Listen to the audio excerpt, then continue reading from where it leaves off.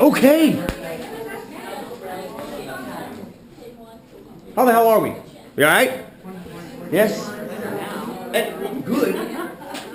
So any questions about the take-home? Just grab me at the break. We'll figure it out. A great question came up from Karen, which I can't answer because I didn't run the website recently. The question was, what should the percentages have been for the relative risk ratio, the RR? So there's the very last part of question number 2. It asks, between which two percentages is there an increased risk of whatever you were testing? I think it was 18 and 86. It was 18 and 86%? That's what it was? Yeah, 18, so that's 18 and 86%.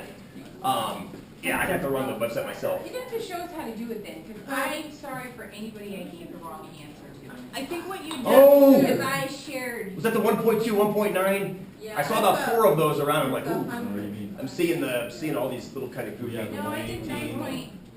You didn't convert your percentage.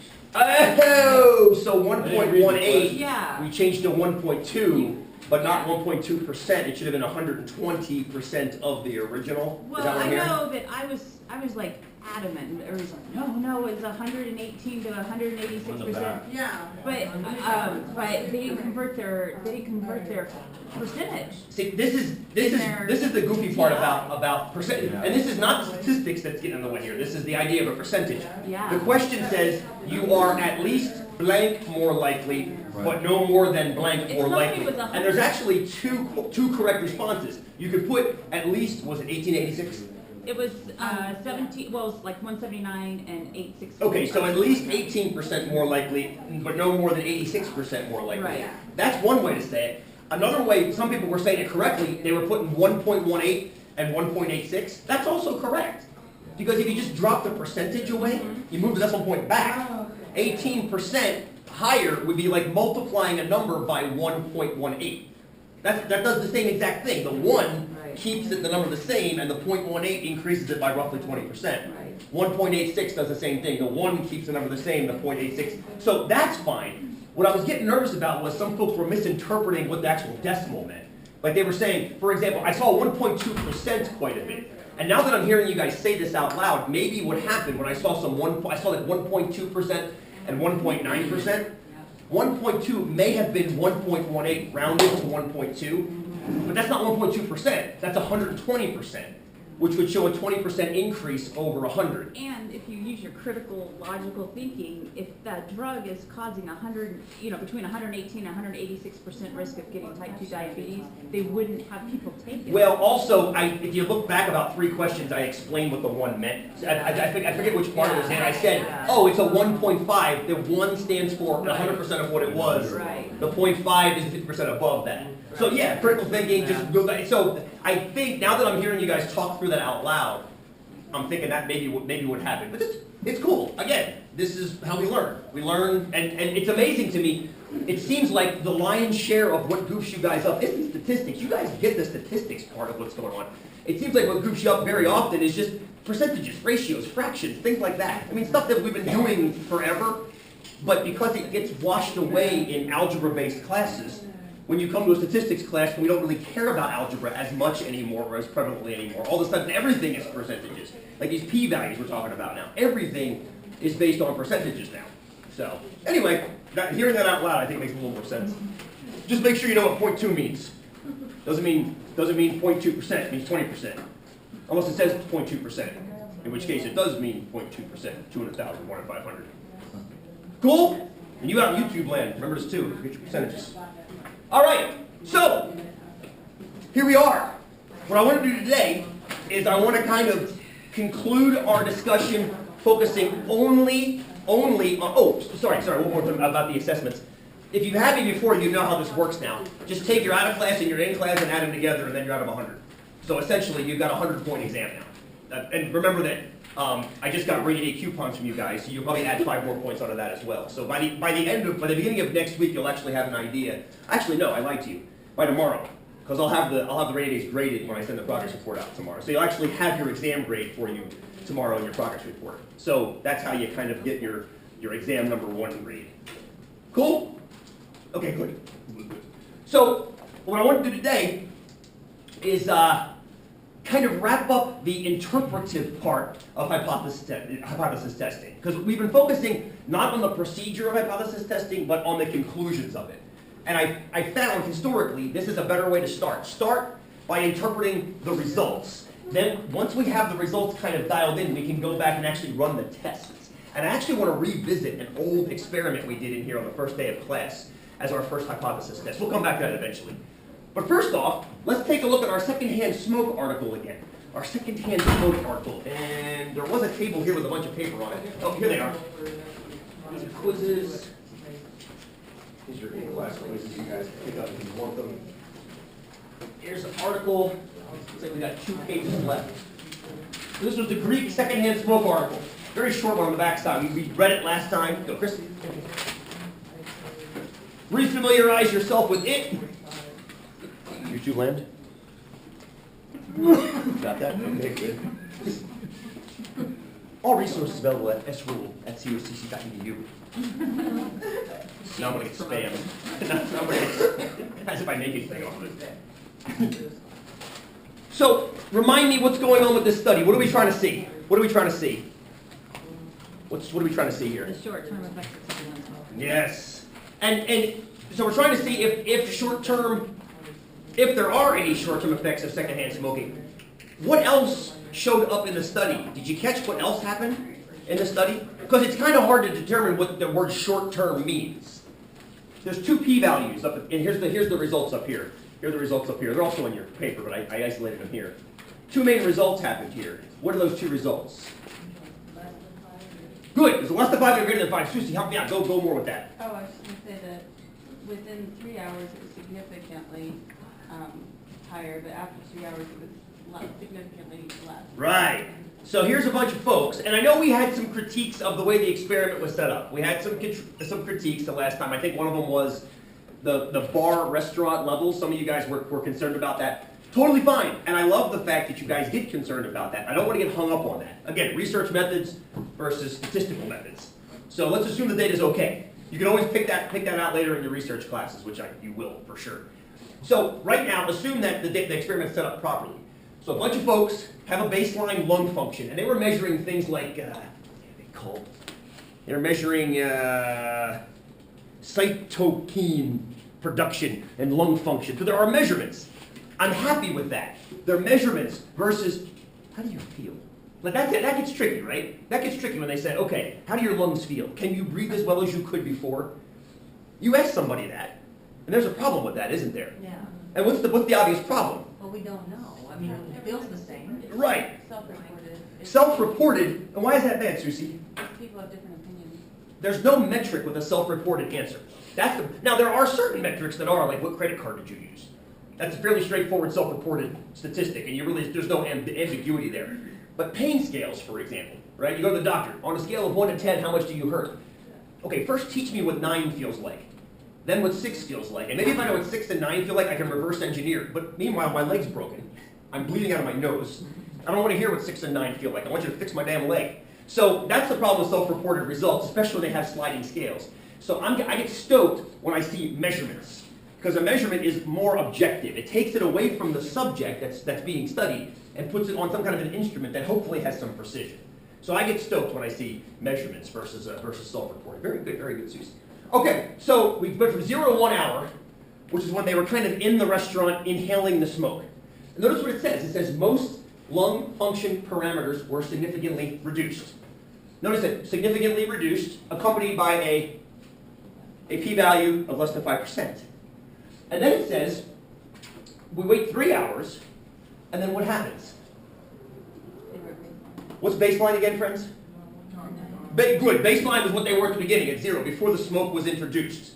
So essentially, if you want to think of it graphically, there's a baseline level of lung function, better lung function, worse lung function, time. 0 to 1, exposed to secondhand smoke, drops down.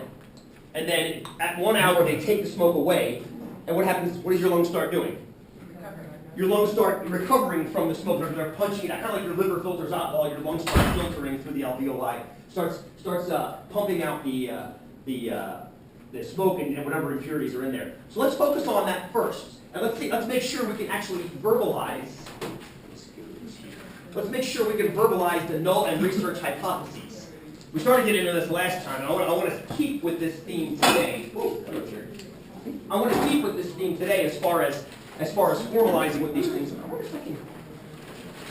I'll tell you on the board. That'll be great. Which one do you want to state first?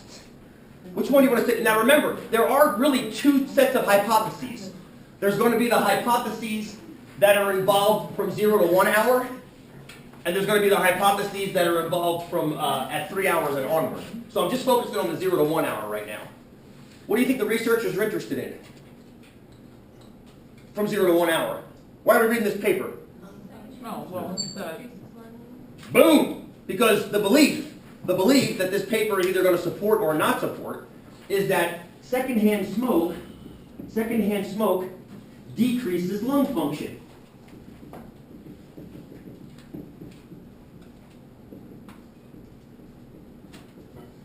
Notice I put it in H1. I didn't start with H0. I kind of broke with ordinal data there from 0 to 1. Why did I do that? Do you have to do that? Susie? Because if you don't, then you don't know what you're not testing. Pretty much, yeah. You probably can start from H0, especially once you start getting the feel for how these things kind of run. But at least at first, you're reading this paper because it says acute and short-term effects of secondhand smoke lung function. So you right away, you know there's going to be an effect.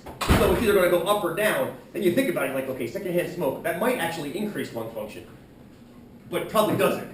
It probably doesn't keep it the same, probably doesn't make it better, probably makes it worse. Then you read the paper and you're like, oh yeah, that's their testing, it makes it worse. and the one is standing for the 1 hour, right? Right, exactly. I grayed out the other one for right now. We'll come back to that one as well. Right, Of course, of course. Okay, how about H0? What do you think about H0? Perfectly said, Jessica. Second, you got pictures said secondhand smoke does not decrease. Does not decrease lung function. I love how she said, or she didn't say, she didn't say secondhand smoke increases lung function. She didn't say that, did she?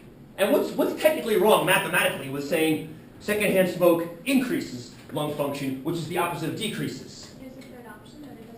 There's a third option that it doesn't change at all. There's a third option that all this hubbub about secondhand smoke is completely meaningless because your lungs stay exactly the same with or without the smoke in them. And that's the whole point of the experiment, is to see there's three options: less than, greater than, or equal to. Perfect, perfect.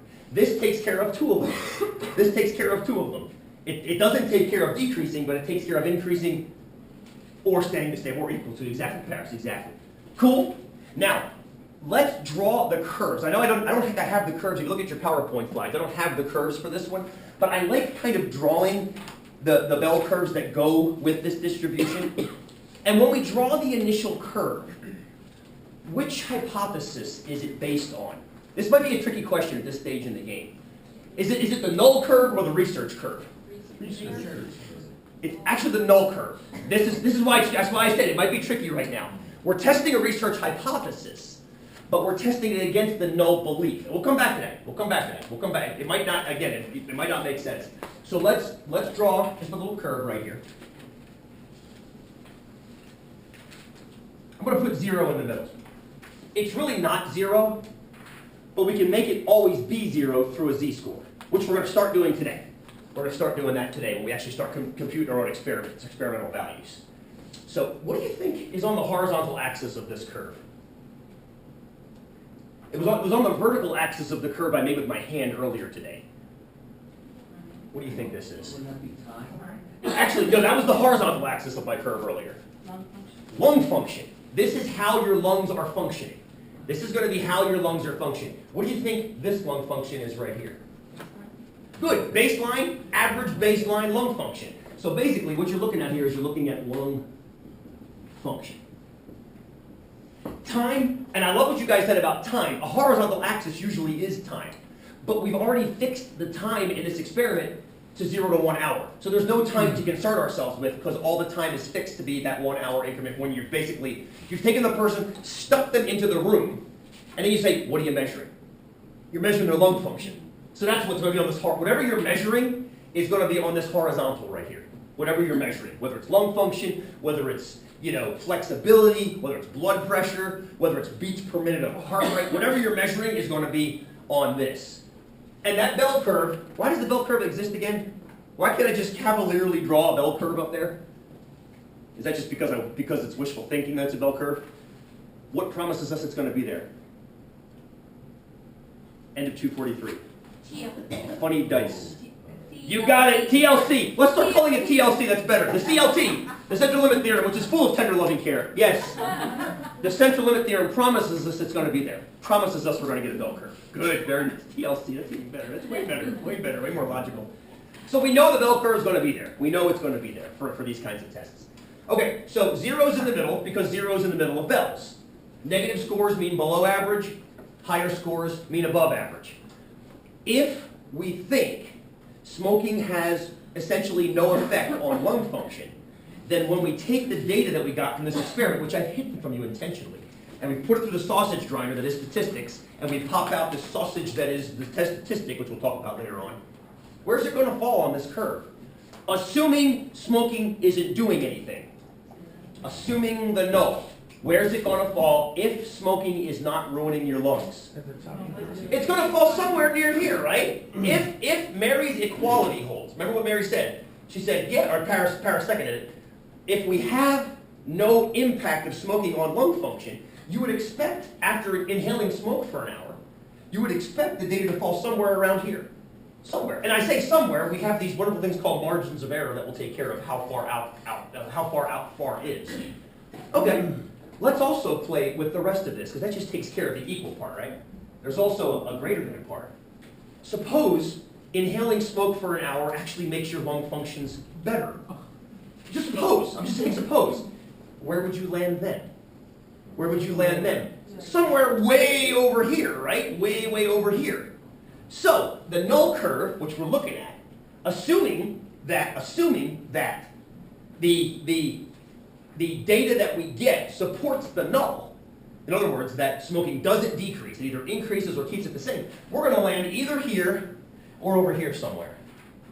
So the question then is, what's down here? What's down here? If we land down here, what's down here? Negative. Good. Negative effect, decrease in lung function. So the question I have is where? So can I put it right here? Is that okay if I put it there, a cutoff line? Yeah. Now, Carrie, I love that facial spin. I dropped that and you went, I don't know if it's far enough right, I don't know if it's far enough left. I agree with you, sister. I agree with you. I colored that red yesterday. And I'm not exactly sure I put it in the right place either. I'm not even sure I used the right number. More on the number later on today. We'll get into the actual numbers. But there is one number I want to play with. I just shaded a bit of it in red. Yes, that's your 5. Careful, hold that thought. I love that thought. It's going to be 5%. Carrie, why is it 5%? Because you don't have any left over. Good! I'm not trying to see if smoking keeps lung function the same versus changes it.